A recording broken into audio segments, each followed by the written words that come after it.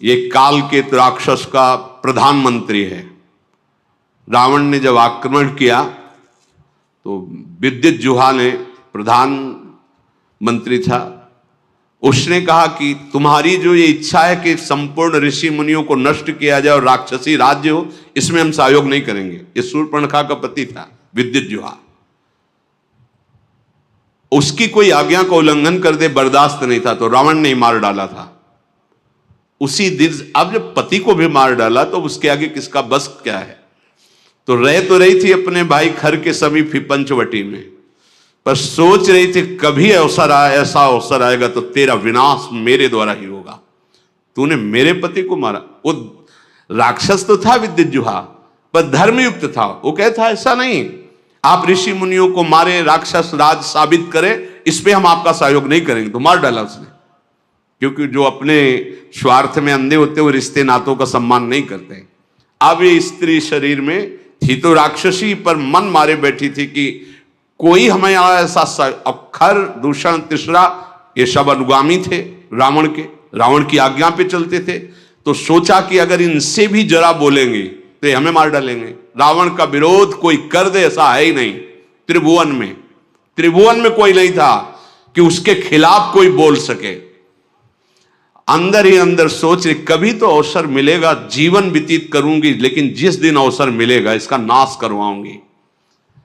आज अजान बाहु भगवान को देखकर उसको और सुना था कि इन्होंने ही शुभाहो आदि काम, मारीच को एक बाण मारा था तो बिना फण का 400 कोस दूर गिरा था, 100 योजन दूर गिरा था। ताड़का का वध किया, विराध का वध किया। उसको पता था, समझ गई कि कोई साधारण बलि ताड़का को नहीं मार सकता था, शुभाहो को नहीं मार सकता था, विराध को नहीं मार सकता था। इसका मतलब है महाबली हैं, एक बार इनसे मिलके देखती है। तो प्रभु से कह रही तुम सम पुरुष, क्योंकि आपने भी निश्चय किया है, निश्चरहीन मह करूं भुज उठाए प्रणकीन। और मेरा भी आंतरिक निश्चय है कि इसको बर्बाद करके छोड़ूंगी, जिसने हमारे सुहाग को उजाड़ा है। पर बोल नहीं सकती थी। सुंदर रूप धारण किया और भगवान के सामने गई और मुस्कुरा कर बोली तुम सम पुरुष नमो सम नारी, यह संजोग विधि रचा बिचारी।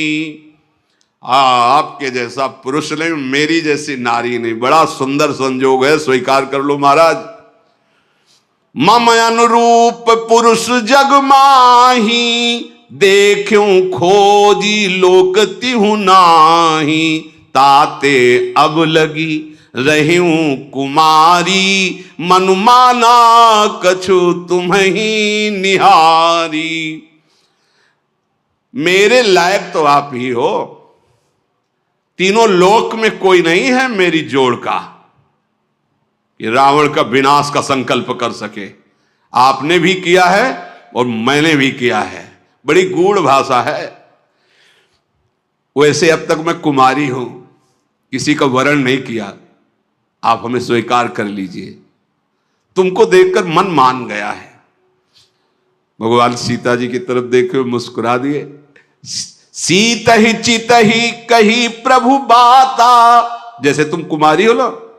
आहै कुमार मोर लघु भ्राता, हमारे पास तो सीता जी है, ये कुमार हमारे लघु भ्राता लखनलाल, इनके पास जाओ, इनसे बात करो।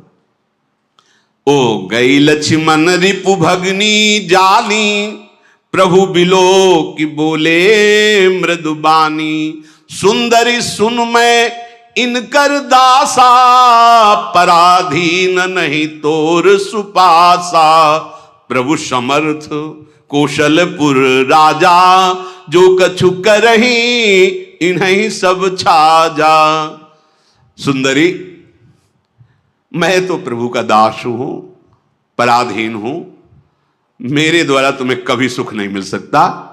एक कौशल नरेश भगवान श्री राम हैं, इनको सब कुछ फबता है। आप इन्हीं की चरण शरण में जाएं, क्योंकि सिद्धांत है सेवक सुख चाह मान भिखारी। व्यसनी धन शुभ गति व्यभिचारी, लोभी जसु चाह चार गुमानी, नभ दुहि दूध चहत ये प्राणी। सेवक होकर के अपने सुख की चाह करे, भिक्षुक धर्म स्वीकार करके सम्मान की चाह करे, जुआ शराब व्यभिचार करने वाला धन और शुभ गति चाहे, कभी नहीं प्राप्त हो सकता। लोभी पुरुष अपना यश चाहे, अभिमानी पुरुष अर्थ धर्म काम मोक्ष चाहे, ये सब प्राणी आकाश को दूह कर दूध लेना चाहते हैं, अर्थात असंभव को संभव करना चाहते हैं। वो प्रभु के पास गए, प्रभु ने फिर लक्ष्मण जी के पास दे, लक्ष्मण जी ने फिर प्रभु के पास भेजा, प्रभु ने फिर लक्ष्मण जी के पास भेजा। लक्ष्मण जी ने कहा कि तुमको वही भरेगा जिसके एक इतनी भी लज्जा नहीं होगी। लक्ष्मण जी ने कहा, लक्ष्मण कहा तोई सो बरई, जो तृण तोरी लाज परिहरई। जिसने तृण तोड़ कर लाज का त्याग कर दिया, तेरी जैसे को वही वरण करेगा। अब तो सुंदर रूप त्याग कर आ गई शूर्पणखा के रूप में, भयानक रूप। तब खिसियानी राम पही गई, रूप भयंकर प्रगटत भई। सीत ही सभय देखी रघुराई, कहा अनुज सन शयन बुझाई। सीता जी को भयभीत देखकर भगवान ने पीछे किया सीता जी को, लक्ष्मण से कहा हिसाब कर दो इसका। नाक कान काट लिए।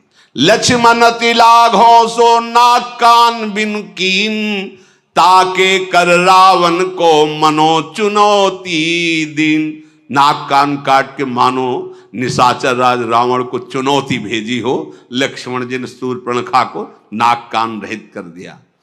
अब तो जब नाक कान कटा तो ऐसा लग रहा था जैसे गेरू के पहाड़ से पानी का धारा गिर रहा हो, ऐसे खून बहने लगा। नाक कान बिनु भई बिकरारा, जनु स्रव शैल गेरू के धारा। खर दूषण पही गई बिल पाता, धिग धिग तव पौरुष बल भ्राता। नाक का वो ऐसे विकराल थी, जब नाक कान कटा तो लाल लाल खून बह रहा और विकराल रूप हो गया। अब अवसर ढूंढा, अब विनाश का कार्य शुरू करूंगी। गई खरदूषण के पास और कहा, तू भाई है, बड़े बलवान बनते हो तुम, राक्षस राज बनते हो, देखो तुम्हारी बहन का नाक कान काट, तुम्हारे बल को धिक्कार है। तो किसने किया है? तब समझा कर बताया, पास में आए हैं एक राजकुमार जिनके साथ बहुत सुंदर स्त्री और दूसरे राजकुमार गोरे और इतने बलशाली कि तुम उनके सामने कुछ नहीं हो। देखो तुम्हारी बहन का नाक कान काट लिया। अब तो तुरंत आदेश किया, तो जैसे काजल के पर्वत पंख धर के उड़ रहे हो, ऐसे ऐसे भयानक राक्षस अपने असली सब रूपों में युद्ध की तैयारी की। नाना वाहन नाना कारा, नाना युद्ध धर घोर पारा। सूपनखा आगे कर लीनी, आगे आगे सूपनखा नाक कान काटे हुए खून बहते जा रहे, पीछे से भयानक सेना। चलो ले चलो, कहां है वो राजकुमार? अब तो मृत्यु के वशीभूत होकर ये सब खिंचे हुए चले जा रहे राक्षस। गरज रहे हैं, ललकार रहे हैं, कोई आकाश में उड़ रहा है, कोई बड़ी अपनी बलवीरता की डींगे हाँक रहा है। अरे कोई कहता जीते जी दोनों भाइयों को पकड़ लो, पकड़ के मार डालो, उसकी स्त्री को छीन लो। ऐसे आवाजें गूंज रही। भगवान ने धूल देखी, लक्ष्मण से कहा राक्षसों की भयानक सेना आ रही, तुम सियाजी को ले जाओ और कंदरा में गुफा में छुप करके रहो, सावधान रहना, बड़े मायावी राक्षस हैं ये। लक्ष्मण जी धनुष पर प्रत्यंचा चढ़ाकर बाण लिए हुए सीता जी को आगे करके गुफा में जाके सीता जी को विराजमान किया। अब वो राक्षसों की सेना समीप आई, राम जी ने टंकार की धनुष की, तूड़ी से बाण निकाल करके हाथ में लिया। कठिन टंकार सुनते ही कांप गए सारे राक्षस। सारंग धनुष की टंकार भगवान का ये दिव्यास्त्र है। आपने केश पासों को चूड़ा के रूप में, अपने पीतांबर को कमर में कसा। आई गए बगमेल, धरहु धरहु धावत सुभट, जथा बिलो की अकेल, बाल रवि घेरत दनुज। पकड़ो पकड़ो, मारो मारो, ऐसा कहते हुए खरदूषण, तीसरा, पूरी सेना सब नजदीक आ गई।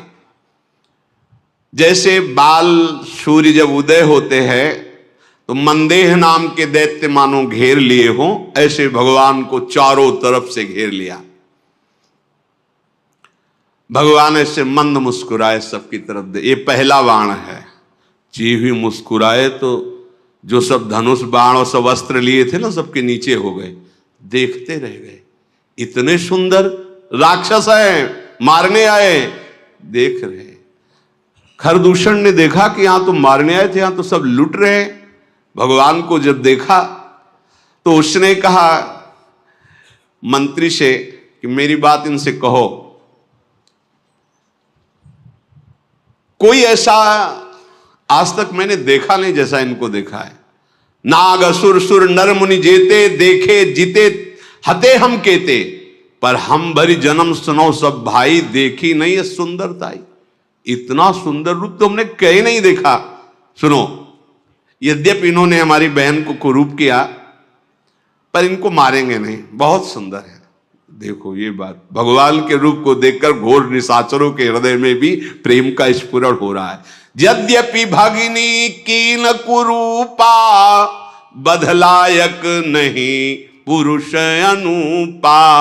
जाओ छाइन से कह दो अपनी पत्नी को जो छुपा के रखा है हमें दे दो, हमारा बदला हो जाएगा। तुमने हमारी बहन के नाक कान काटे, तुम अपनी पत्नी, और जाओ आराम से, निर्भय हो जाओ, तुम्हें कोई नहीं मारेगा, तुम बहुत सुंदर हो। मंत्री से कहा जाके कह दो। मेरा कथन जाके उनको सुनाओ। दूत ने जाके भगवान श्री राम जी से कहा तो भगवान मुस्कुरा करके बोले, देखो तुम जानते नहीं हो हम क्षत्रिय राजकुमार हैं, तुम्हारे जैसे पशुओं का वध करना हमारा शिकार खेलना होता है। हम क्षत्रिय मृगया बन करहीं, तुमसे खल मृग खोजत फिरहीं। तुम्हारे जैसे राक्षसों का वध करना हमारा स्वभाव है, और तुम जहां लड़ना चाहिए वहां हमें सलाह देने आए हो। अरे तुम जानते नहीं, तुम हमें बालक मत समझो। काल भी हमारे सामने खड़ा हो जाए तो हम उससे पराजित होने वाले नहीं हैं। दैत्य कुल का नाश करना और मुनियों की रक्षा करना यह मेरा संकल्प है। तुम्हें हम बालक दिखाई दे रहे हैं, लेकिन दुष्टों को दंड देने के लिए संग्राम में आज तक कभी पीठ दिखाया हो रघुवंशियों ने, ऐसा प्रमाण नहीं मिला, और उसी वंश का मैं हूं। जाओ अपने स्वामी से कह दो, रण में ये मित्रता और कपट और चतुराई की बातें नहीं करते, युद्ध करना चाहिए। अगर तुम्हारे में सामर्थ्य नहीं तो भाग जाओ यहां से, अगर सामर्थ्य है तो युद्ध करो, ये सलाहें मत भेजो। ये जो ही बात कही तो जल गया खरदूषण। हमने तो इस पर दया की, ऐसा कटु भाषण करता है, तुरंत इसको मार डालो। अब योद्धा बाण धनुष तोमर शक्ति बर्छी कृपाण परिक कटार फरसा ये सब लेके राक्षस दौड़ पड़े, बड़े भयानक। सावधान होई धाये, जान सबल आराती, लागे बरसन राम पर अस्त्र शस्त्र बहुभांति। तिनके आयुध तिलसम करिकाटे रघुबीर, तानि सरासन श्रवण लगी पुनि छाड़े निज तीर। भगवान ने अपने दिव्यास्त्र के द्वारा जितने राक्षसों के अस्त्र थे सबको काट दिया, और बहुत खींच करके जोर से बाण का संधान करके, बाण ऐसे फुफकारते हुए अमोघ बाण भगवान के हैं। कोई ऐसा नहीं बच रहा जो सामने खड़ा हो सके। कुछ कटते जा रहे हैं कई कई जगह से। जब बड़े बड़े निशाचर देखते भागना शुरू किया सामने से। जब भाग रहे तो खरदूषण लौट करके आवाज दिया, अगर कोई आप पीठ दिखाकर भागा तो मैं उसे मारूंगा। युद्ध में अकेले हैं और इनसे सब पीठ दिखा, आज तक न जाने कितने वीरों को मार के खा गए, मुनियों को खा गए, ये भी मुनि वेश में, इनको तुम पीठ दिखा रहे हो। कुपित जान करके कि हमारा जब स्वामी ही कुपित, फिर लौट आए। प्रभु कितनी शीघ्र बाण चढ़ाते हैं, संधान करते, किसी को पता भी नहीं चलता। किसी की छाती, किसी का सिर, किसी का भुजा, किसी का हाथ पैर कट कट करके गिरने लगे।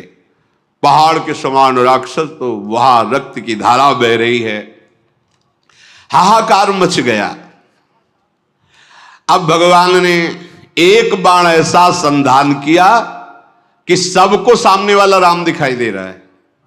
और वो पूरी भीड़ में राक्षसों की एक बाण सम्मोहन ऐसा कि सामने वाला राम, वो उसको काट रहा, उसको वो राम दिखाई दे रहे, वो उसको आप सही में राम राम कही तनु तजहि पावहि पद निर्वाण, करि उपाय रिपु मारे छन मह कृपा निधान। ये राम, वो ये राम, और कहा जा रहे हैं सब भगवान के धाम पहुंच रहे हैं, क्योंकि अंतिम में राम दर्शन और मुख से नाम, यही बड़े बड़े ऋषि जन मांगते, जो ऋषियों को भी नहीं मिलता। वो घोर राक्षसों को भगवान जब अवतार लेते हैं तब वो लाभ प्राप्त हो जाता है।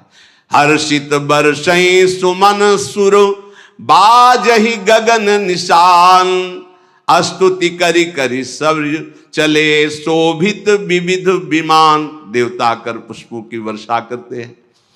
रघुनाथ जी ने इन पर विजय प्राप्त की।